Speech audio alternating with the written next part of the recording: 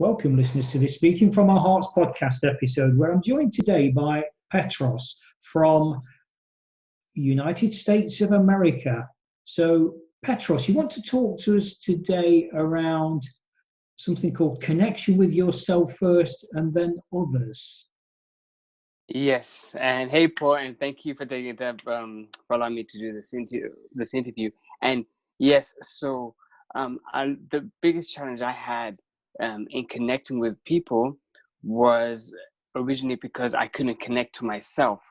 Um, a lot of the times when I would try and talk with people, I'll be trying to come up as this perfect person, like this invisible mask where I'll be perfect, and if a certain group acts a certain way, then I'll just act like that group. So with different groups, I'll be a different person.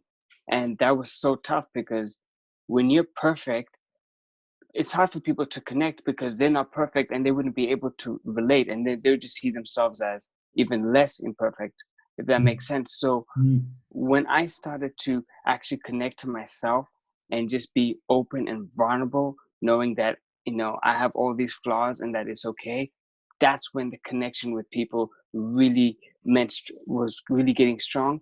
And they started getting comfortable with me immediately because they see that, I'm not this high up person. I'm just like them, and I make the same mistakes, if not worse. So that's what I meant, where you have to connect with yourself first before you can connect with others. Okay, so let's take a trip back into the past. I don't very often I say that, Petros. Wow, I just said that. Oh, yeah. Yeah, let's take a step back into the past and walk us through, if you will, the evolvement of your life from a child to a young man, and what you was going through, and this whole transformation, if you like.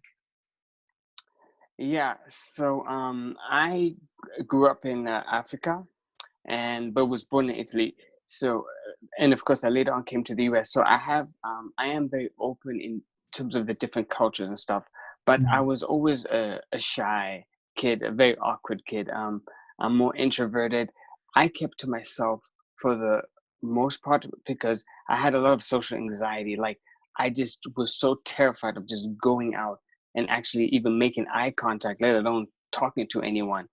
And then I came to the US at 21, and for the first 2 years, and I started college, and for the first 2 years, I actually stayed in my dorm room more than I was actually out because that's where I felt the most comfortable, because I just had this uncomfortableness because every time I went out, like, I would never connect with people. It would always be awkward, and I would always feel down on myself and beat myself up because of it.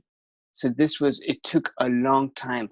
And then finally, when I obviously graduated and I went to the corporate world, um, I started this job you know, where you have to communicate with different people, with different groups, and it's very fast paced. And I'm more like very slow and then connect one on one deeply. So when I started getting into this job, I was overwhelmed because when I was talking to one group, I would quickly have to get off the phone and have to talk to another group, and I have to adapt. And after doing trying to wear so many masks, I was just overwhelmed and I just broke down, and I ended up quitting the job because I realized like the job was not right. And I realized like there is something wrong with me because this was with every job that I went to. So I know that there was something wrong, but I didn't know what. And it's only when I actually took the time to reflect and just see like what was holding me back. And I can tell you, um, a, a, a video that I saw on a TED Talk by Brene Brown about shame, that is when it really broke, when I realized that I was actually ashamed of myself and actually showing up. And I think that was the big breakthrough. And I ended up reading her books, and then it just like, I realized that it was okay for me not to be perfect, and it was okay for me just to go out to the world. And if I make a mistake, then, I live another day and it carries on. So I think that's how things started changing. And then I just now go out and I can make friends. And, if some like me, some don't, I'm okay. But as long as I'm myself, then it's just a big win. Yeah. Yeah.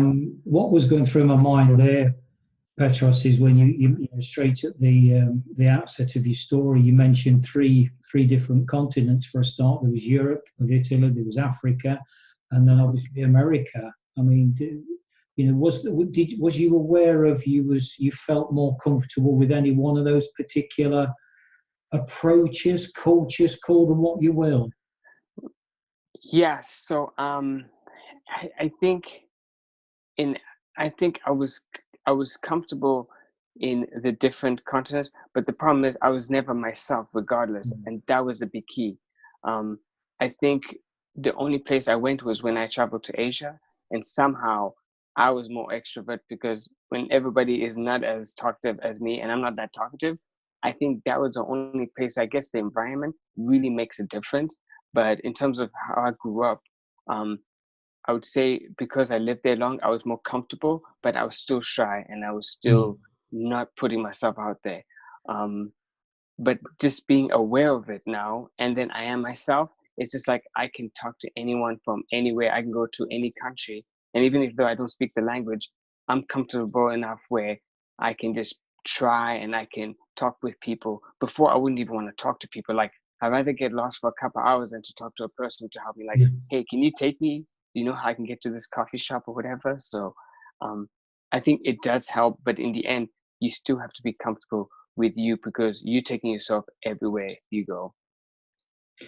Absolutely, and I love that answer, Petros, because the reality, isn't it, that no matter where we are in the world, there's no saying, "Oh, let me go to the other side of the world and forget my troubles." Well, you're going to take them with you. If you want to take your troubles on a journey, you may as well go to the corner shop, not the other side of the world. Because that's the reality, isn't it? That's exactly it. Because I can people think like you have to change countries, you have to change in the US, you have to change your state, or you have to change your relationships, which for sometimes you do. But a lot of the times is you just need to change your perspective. Yeah. Because I jumped from job to job saying, oh, it was the boss, or it was the team, or it was the type of job. I kept blaming everyone, and I never realized that actually it was all around. I was a common denominator amongst everything, even with different countries that I lived. So when you realize that it's you, and actually, what I don't tell people is that when I found this job, the one that I ended up quitting, the last or the big finance job I had, what people don't know is that that job had everything. Like I could work from home anytime. I had a good pay. I had a good team. I had the most amazing boss, and that was the time where I had no more excuses. Like I have everything that I complained about all the jobs, but yet I was unhappy. And this is when I actually got the awareness that there's something else, and it's not the outside; it's actually internal. So yeah, that was my big realization now when I think about it. So having gained that awareness, Petros, then what did you actually do about it? Well, first, I started to surround myself with people who are also trying to figure out their purpose.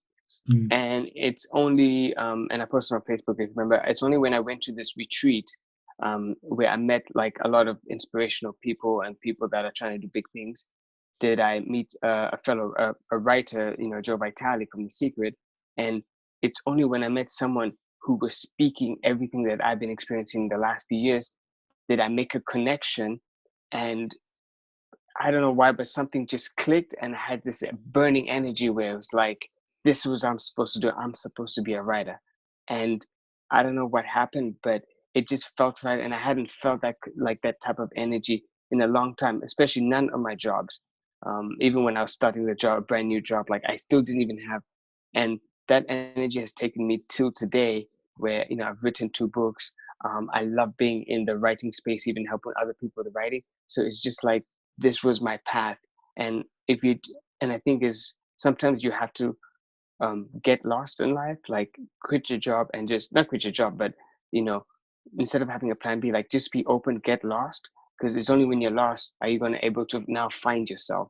But Yeah. if you have too many things around you, you're always going to be trying to be comfortable, but you have to just be jump and be uncomfortable for a while, and then eventually you find something that you're attached to, and then you go with it. Definitely. What's interesting there, you mentioned Brené Brown earlier on. I follow Brené Mm-hmm. Brown quite a lot, particular insights around vulnerability. Yes. And what I'm hearing here, Petros, with what you're saying is that being prepared to make yourself vulnerable. And the paradox of that is it actually makes you strong. Yes.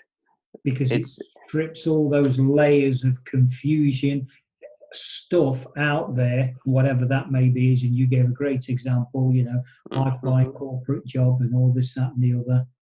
Right. But inside wasn't, the purpose wasn't there, which nicely brings us into the second part of the purpose. So if I was to say to you now, then, Petros, at this moment in time, what do you believe your purpose is? I mean, right now, my purpose is to help people share their story to the world, and and people that are wanting to transform others, because you know, I it took a lot for me to share my story and to be vulnerable, not only just to somebody, one to one or just somebody, but actually to put it in a book where the whole world gets to see you.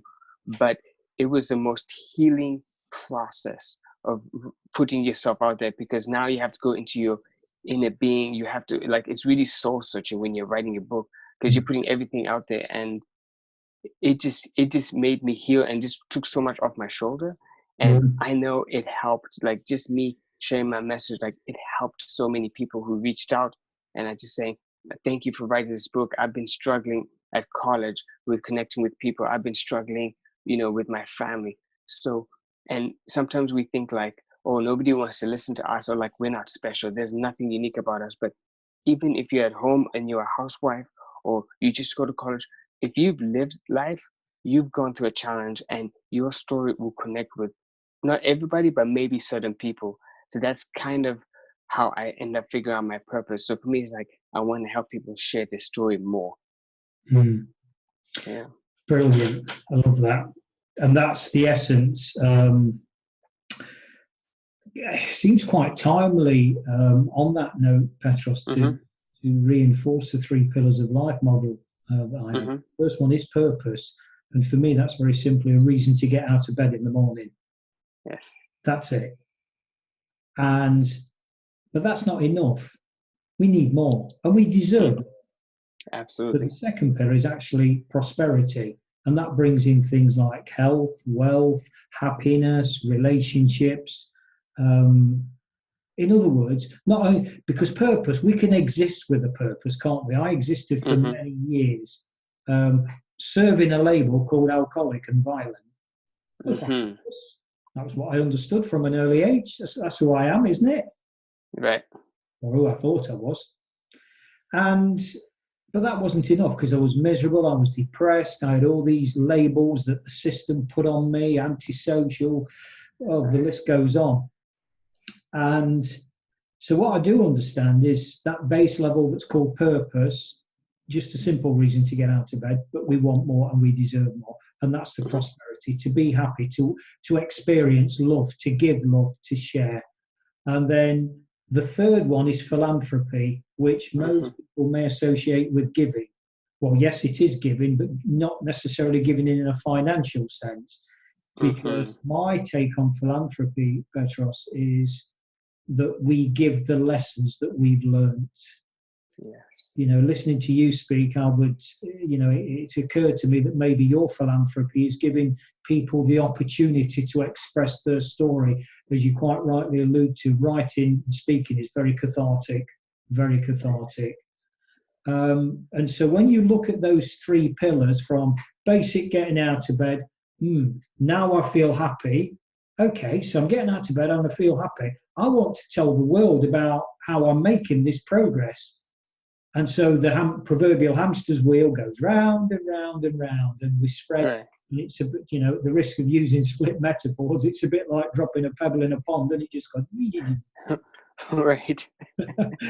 Yeah. So that's Yeah. kind of what I base my own and my own story, my own journey on. And I know it's a model that served many people, Petros. So listening to you speak, I thought, you know what, from the three pillars perspective there, I'm hearing you very loud and clear.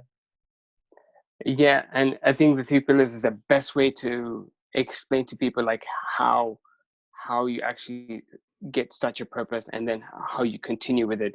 Because when I get up, I have this energy, and it's not like, oh, I'm gonna make money or whatever. Like I really redefined, when you redefine your success by not how much money you make, but how much you can serve people. I mean, the happy, I can't tell you what it does for you, because like now I'm not doing writing a book. I'm not waking up in the morning, trying to put myself out there, trying to connect with people. I'm not doing it because of my selfish reasons. I'm doing it because, it's my duty. This is my purpose.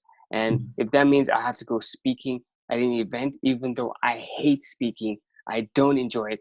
If I'm going through my purpose, then this is what you have to do, and you have to improve, because it's not about you, it's about them and sharing your message. So that's the power of purpose, where you're looking outside of yourself and you're knowing that there's a there's a bigger there's a bigger mission, there's a bigger thing that's happening, that's not you, you're just part of it. So it's important. So that's why, like you said, purpose and knowing your why will drive you in life in making all your decisions. Yeah, absolutely. And I was just, what was going through my mind there, listening to you, Petros, was when I look at the three levels of Dharma, which is purpose, obviously. Right. The first one is to seek our higher self. Mm. The second one is to find our unique gift or talent. And the third one is basically to benefit humanity by giving it away. It's very simple, isn't it? Very simple. Very simple. So what would you say then, and I know you're a very, very humble, and I find that so powerful, actually, very humble guy. What would you say, Petros, is your talent or your gift? My talent is, I love learning. So I can learn so much. I read so many books, take so many courses. I can take that. And what my talent is, I can take complicated things and I can make it simple for somebody to understand. That's my skill. That's my talent. That's just what I was born with. So for me, when I'm reading a lot of these, and some people don't even read one book, I can read 50 books or 100 books in a year. And it's very easy for me. And for me, it's my job to get what I'm learning and then make it simple for somebody to easily understand and then make the next step. Not a lot of people can do that, only a few people. So I'm glad that that's my gift and I use it every day. And that's my gift, I feel. That is absolutely phenomenal. And the reason I say that, Petros, is this. I get to talk, as you can imagine, through this Speaking from Our Hearts podcast to some absolutely amazing people around the world, literally. And some of their insights, some are very academic in their approach, some are very simple in the approach. This whole kind of rich mixture of, you name it, the lots in this mixing bowl, this richness of learning. Right. But my challenge as part of creating this Speaking from Our Hearts Love Revolution is to change our understanding as a collective, as a world, around the choice we have between fear and love. And I know that the answer lies in consciousness. And when I talk to people that are very, very advanced down the consciousness road, for want of a better term, and I deliberately use that simple terminology, very simple terminology. It's about getting those very deep level insights that experts have, right, and saying, okay, give me those insights, because I'm sort of with you, but here's the thing: if we had somebody like Petros, he could be the bridge between that very high level dialogue, almost academic dialogue at times, to allow me to take it out on the streets where people are dying. Because I know that there is a massive answer, and it's a powerful tool, a very powerful tool, Petros, to be able to change this culture from fear to love. And that is where we will find success. I massively believe that. It's everything. It's way beyond the belief. That makes it sound like it's a mental construct. It's not beyond that. I can't explain it. So what you said there, that absolutely is that is a gift and a talent magnified by a million, because there are, as you quite rightly allude to, there are very, very few people that can take that very high level, deep understanding of language and distill it right down so that it could be understood. What's the old saying? A bit patronising, but from a prince to a pauper, and that to be able to communicate that in that language. So I think we need to talk further another time, another place on that one. Oh, definitely. I mean, there's so much you can talk about that. Yeah. So what are your views then, or thoughts or experiences, Petros? I've mentioned it a few times now around this polarization, this dichotomy, call it what you will, between love and fear. I think a lot of us live in fear. Those are not conscious of it, where like for maybe 30 to 33 years, I lived in fear. I did not even know it because I wasn't even conscious of it. I was fear that people would reject me if I said a certain thing or did a certain thing. I would be fear where I wouldn't go for my dreams or goals because, like I said, until I quit that finance job, I just followed what society told me, what my friends and family told me. Like I played by the rules, and yet I was unhappy. So when I actually got everything I wanted based on fear and based on following others, is when I realized that this was not the path. And actually, when you start loving yourself and doing things that you love, even though it doesn't make sense to somebody, and they might say, why would you quit this to do this? I mean, I can tell you that you're just going in the right path. I mean, when you define success by how happy you are with what you're doing or how much you love, whatever job or activity or career you're doing, I mean, everything's open up and you just in flow in life. And I'm not saying that you're not going to have fear in life, because you are, but if you love yourself and you love what you're doing, you overcome that fear. So fear is not something that you can just eliminate. It's just you have to manage it and know that if you love what you're doing, eventually you overcome it and then you just keep moving forward. I think that's how I see it. Yeah, I agree with that. And I think it is about having that understanding, that awareness that it is all around us. And I think it's a bit like stress in mild, very mild doses, can be quite helpful. Right. It keeps us on our toes. It keeps us alive. Obviously, like anything, if we overindulge or it becomes an overwhelm, then that's dangerous, and that's another story. Right. Okay, so what does the future look like for you then? I mean, we've obviously, if we could use the three pillars approach, Petros, we've obviously sort of touched on your purpose, the prosperity which you're obviously enjoying in your life. Your whole body language tells that. So what does the philanthropy angle look like to you? We know you're giving back, but what's the big vision for Petros? What's Petros's legacy? I mean, so the way I was giving, I first started with writing a book where I'll share my knowledge. And then I realized that's not good enough, because I can write a book, but that's just me and I can only help a certain people. And I really want to impact 1 million people in this world. And the only way I could do it was, well, writing a book is good, but what if I teach other people to write a book so that we can have even a bigger impact? So that was the direction I'm going, where it's like, let me help other people share their story. And right now, the future I'm seeing is where I can actually go on stages and travel and actually help share my message even more.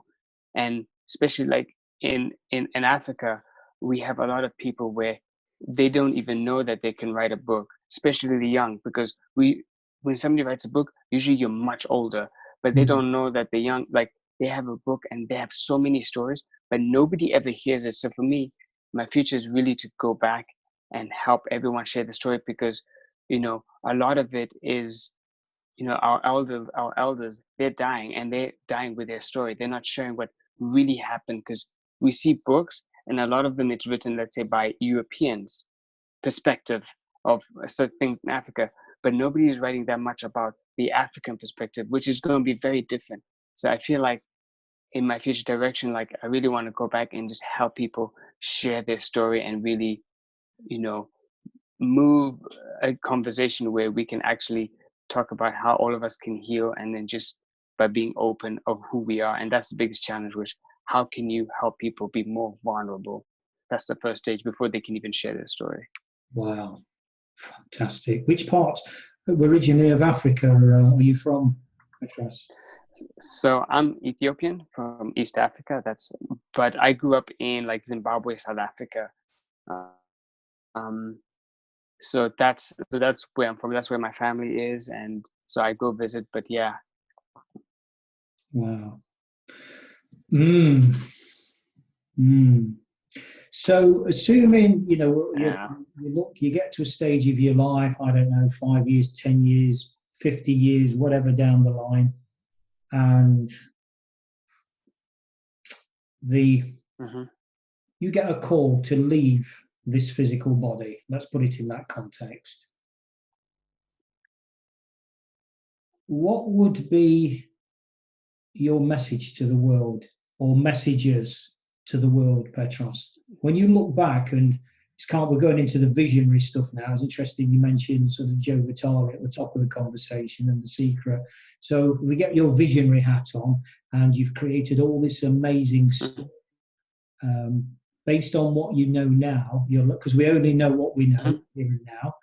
Um, right, but what would be the absolutely, key right. lessons? Um, sorry, I think you broke up the beginning part of the question, but you're saying like, what is my vision for the next 40, 50 years, or I guess the legacy I want to leave? Is that the kind of question you're asking? Yeah, well, I kind of danced around that bit, but let me come to the point on that, Petros. Yeah, If you could sort of pick out three key lessons that your life stood for, that you think, right, this is my legacy in terms of messages, right, what would gotcha. those three be? Um, the first one is, I always say this, like, give to live until you live to give. Um, that's a big one. That's the only way that's how you're gonna get happiness and joy. Um, and you have to make it part of you.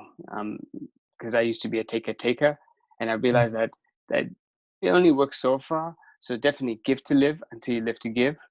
The second one is that it's only through the number one way to get happy is through connection with people, um, family, friends, even strangers. Like that is the main reason. That's the main antidote for happiness. It's not how much money you make or where you live or the lifestyle.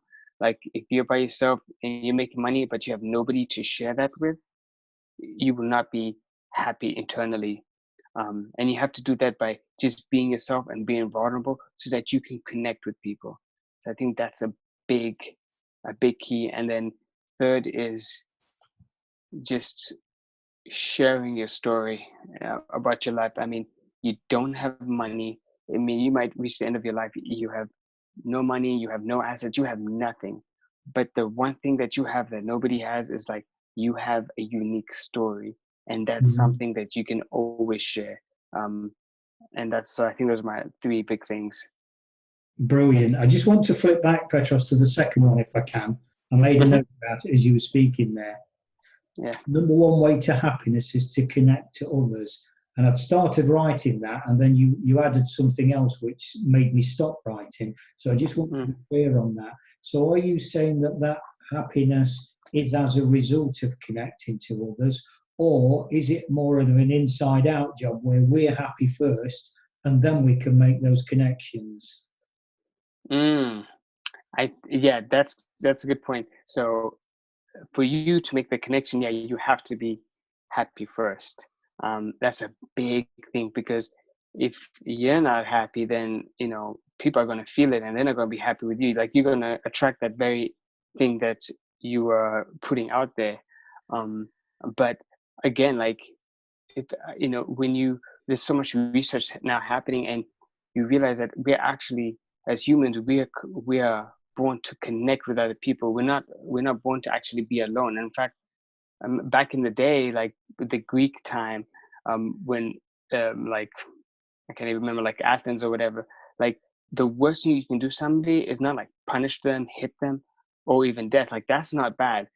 If they just kicked you out of the city or town, like that was the worst thing you can do, where somebody is alone and disconnected from people. And that's why I always say, like, I've been alone for a long time, and it's just I was never happy. It's only when I started connecting with people. So I know that we are born to connect with others, and even though you think you can do everything by yourself, like you never experience true happiness if you're not having an experience with other people in your life, a good experiences, of course. Mm. My own take on that, Petros, is that external source, be that what may, and that's a very personal, intimate relationship with God, with spirituality, with the universe, call it what you will, consciousness, awareness, source, that's very personal, and there's no wrong on that. But for me, that is where that connection is. That is the most powerful relationship of all. And I often use the example of a mobile phone. So if we rely on ourselves for that power, I can talk to you now, but sooner or later, just reliant on me, that battery's going to go flat. So if I'm that phone, my battery's going to go flat. Right. I need then to plug in to an external source that will re-energize me and allow me to go again. Because I am not self-sustaining. Absolutely. On a spiritual level. Right. And I think many of us just run on empty. We go through life with a flat battery. We get by. And if I leave it a day, it'll get some charge from somewhere and it'll be okay. Right. And we're constantly, oh, come on, please. And we're like hoping, and people take to gambling. Okay, well, what's the chances of my battery being okay tomorrow? Well, I'll offer you 50-50. I'll take it. Let me put all my money on. Yeah, I'll take it. Oh, it didn't happen. Oh, I need a drink. And all this kind of craziness. Whereas the answers are found in, I believe, in external source where we're re-energized. I completely agree. And I think like self-love and self-healing is so key. And just knowing that you're connected. Like I know that, I'm not a practicing Christian, but I'm Christian, and I know there's something bigger than us, and that the universe really sends us, and you can't really explain it, but you can feel it, and you just have to go with it.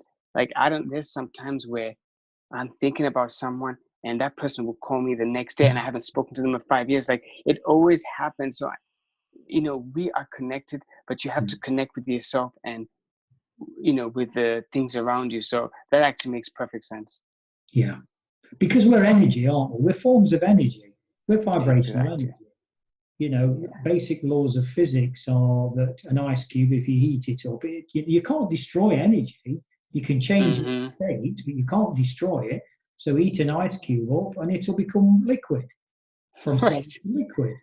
It'll evaporate, which will then somewhere along the line fall as rain. So it's just that constant recycling in different forms.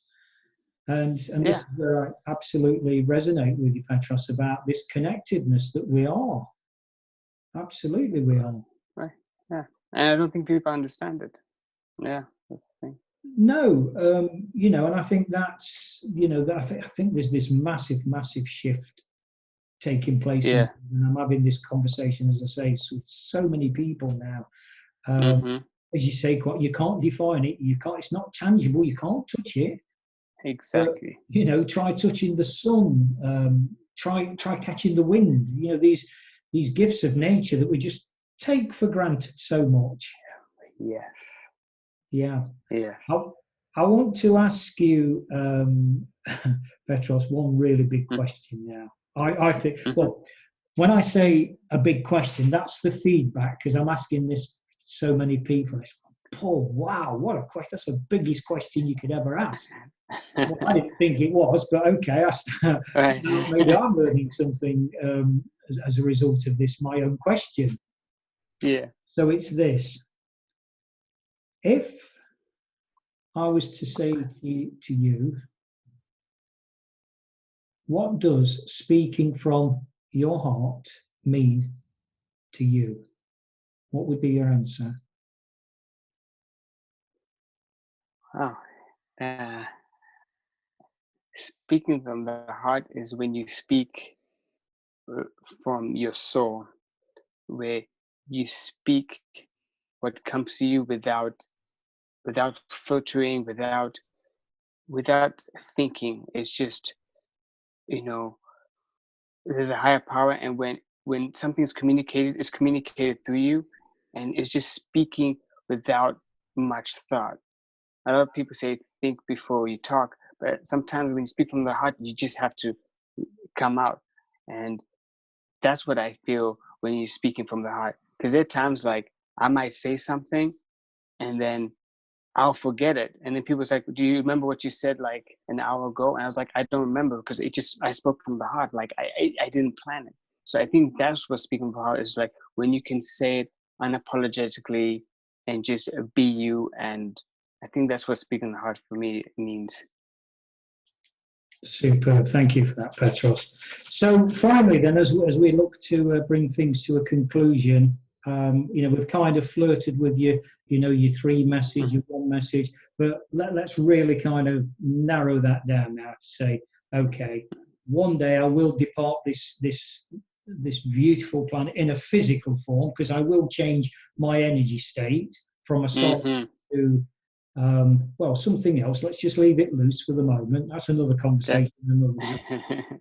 What is that one, either for this podcast conversation, Petros, or more widespread? What's that one big, massive, powerful message you're leaving behind? The knockout punch.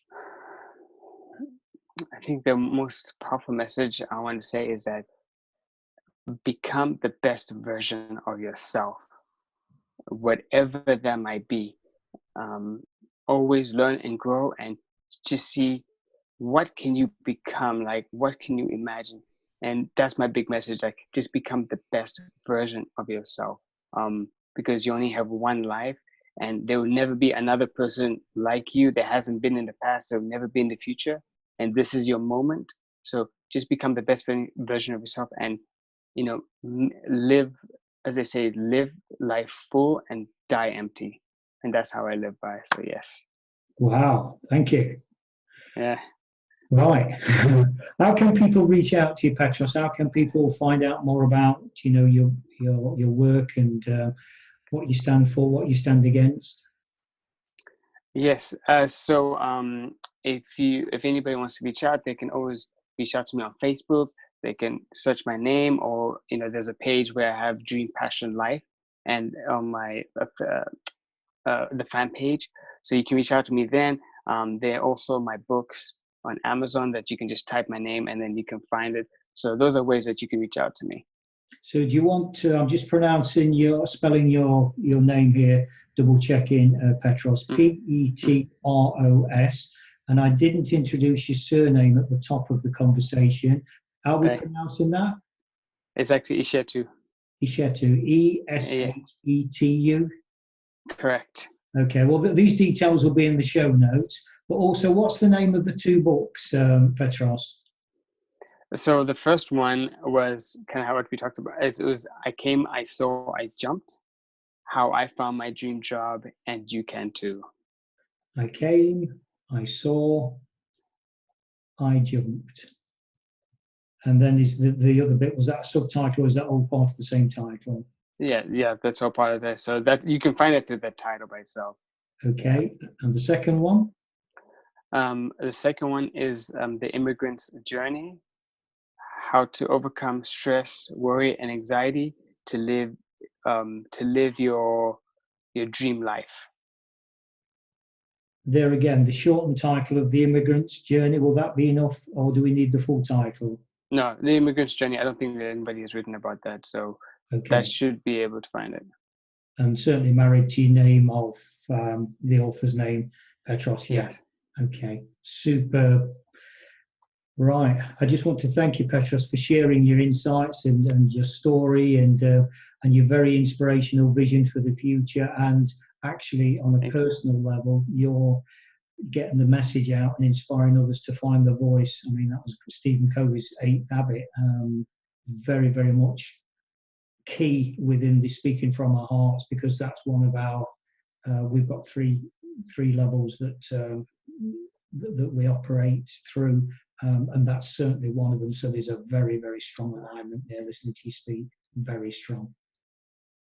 No, and thank you, Paul, for this interview. I really appreciate it, and I hope like you listeners gain value from it, and I hope they start sharing their message and their story to everyone. Thank you. So all that remains now, listeners, is to say, whatever you do, always walk with your path and walk it with the heart.